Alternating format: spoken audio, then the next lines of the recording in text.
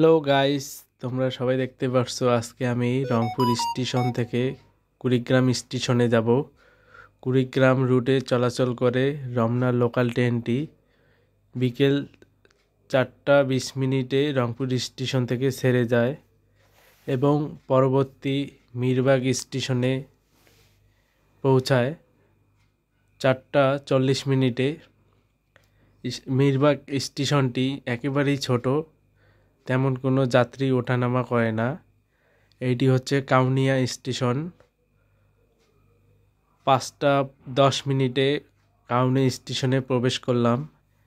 এখানে দেখতে পাচ্ছেন বেশ কিছু যাত্রী বসে রয়েছে বিভিন্ন গন্তব্যে পৌঁছানোর জন্য। এই যে ট্রেনের ভিতরের দৃশ্য। আর এটি হচ্ছে তিস্তা রেল ব্রিজ। দেখতে পারছো সন্ধ্যাবেলায় কীরকম হয় এবং চতুর্পাশে ফাঁকা।